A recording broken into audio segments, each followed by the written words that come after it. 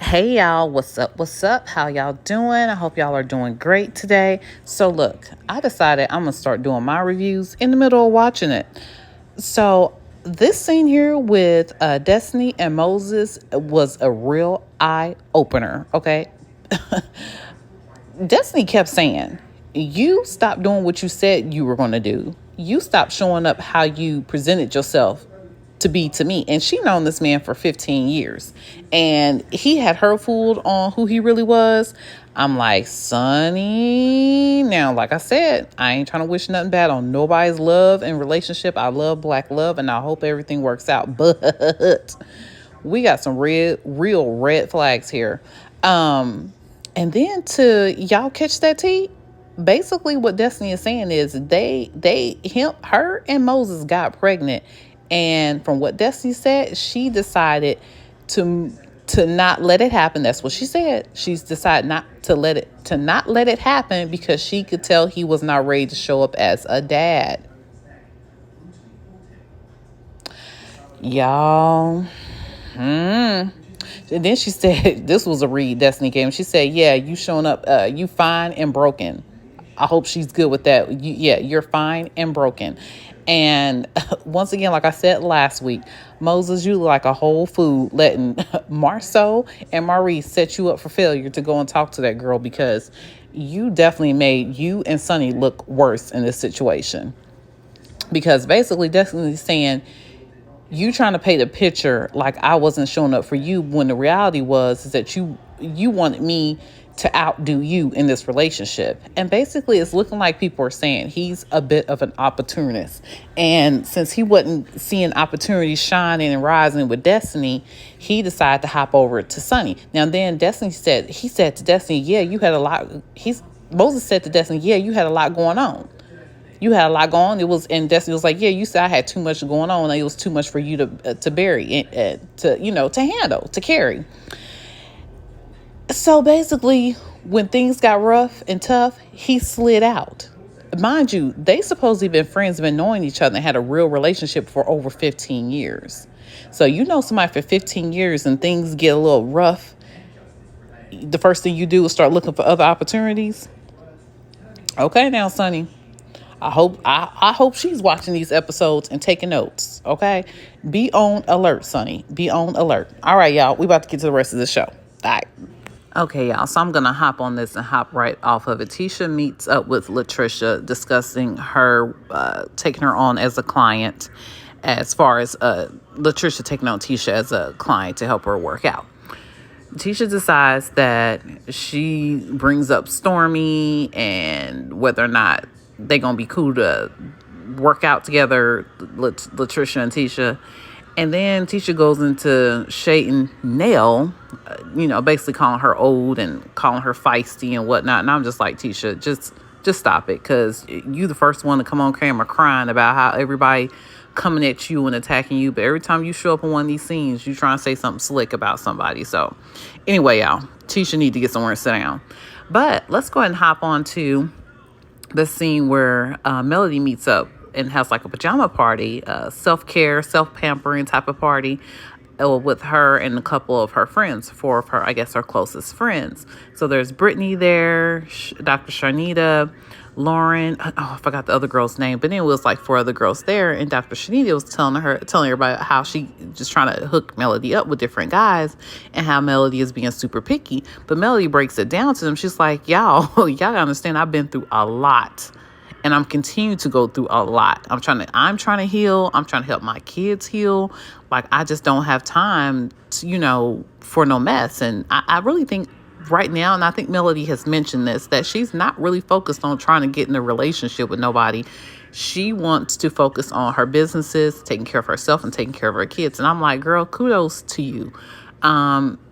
If that's how you feel in your spirit, how you need to be moving right now in your life, continue on with that.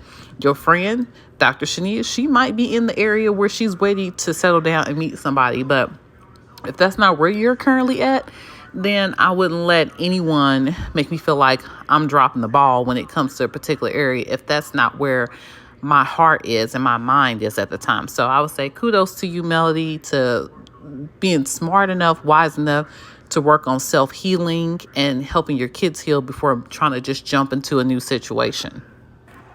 So the scene where Trisha, Stormy, and Martell meet up at Stormy's house, that whole thing was definitely weird. The weird energy that was given there. I think because Trisha said that she knew Martell's brother. I think possibly she messed around with Martell's brother or something like that. Maybe even while she was married. I think that's where that's coming from. I don't think necessarily the two of them messed around, but I think she might have messed around with with his brother while she was married. That's what I'm gaining from this. I don't know. Now, there's another scene coming up. I might get some clarification on it, but it was just kind of annoying to just watch that scene, to be honest. Y'all, this scene with Sonny and Moses, them sitting down talking about Moses meet up with Destiny. Why in the world is Sonny asking him a million questions about what Destiny looked like and how she was dressed? Like, Sonny, your brain, for you to be so accomplished, we ain't even going to talk about that girl head. I'm just going to leave that out of here. But she's still pretty, but we all know Sonny got a big head. So, but anyway, girl, why is that important? Now listen, this is the thing. Sonny says she's from St. Louis. Me, myself, I'm from the Kansas City, Missouri area. And most KC girls don't get along with the Lou girls. And Sonny reminds me every time she shows up on the screen as to why we don't fool with them, and probably why they don't fool with us, because we don't be checking for them in the way they do things. Now, from what I've heard in Kansas City, this is what we say about the Lou girls. They'll do anything for a man. And exactly what Sonny has done is what the Kansas City girls say the Lou girls do. Is you can be sitting right next to your man and they'll come and try to flirt with him, pass him their phone number and all of that. That's what I've heard. That's what the word is on the street here in Kansas City with the Lou girls.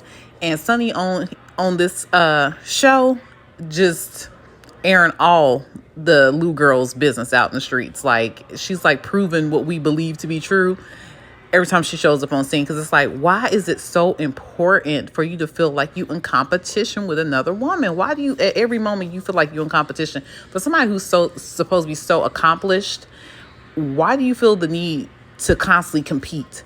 And I guess Sonny is at the age where she's just like, she wants a family and she wants to settle down, and she's gonna get it by any means necessary. Another thing that I've heard about the Lou girls, that's what they do.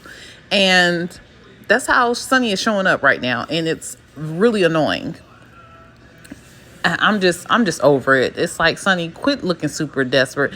And it gets to the point where you almost want to see egg on her face, because she's doing the most and trying to be competitive with another woman who is hurting and she was done wrong. And I don't care how Sonny tries to slice and dice it. Destiny was done wrong. And they need to quit trying to downplay it. And honestly, I think this should be the last part of that discussion, because I really don't care to see or hear about it anymore. The both of them are wrong. And to me, it ain't no more to say about it. So Trisha and Ken revisit, I guess, or go over Trisha meeting up with Stormy and Martell. And Trish tells Ken that Martell was acting really strange. He was acting weird, like he didn't know who she was. And Ken voiced his opinion that would make Trish look bad, like she's out here as one of his exes or side chicks or something like that. And he says that definitely needs to be addressed. And later we see that in the upcoming episode, he brings this up to Courtney.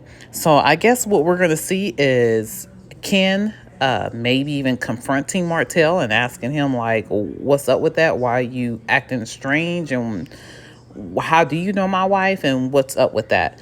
So yeah, I don't know. It's like this episode is a bunch of setup for later conversations, I guess. And I don't know. It's kind of like dragging, and some of the stuff's like, let's just get to the point. So yeah, Not a lot going on with this episode. Definitely a slow mover. But that they just kind of need to address stuff.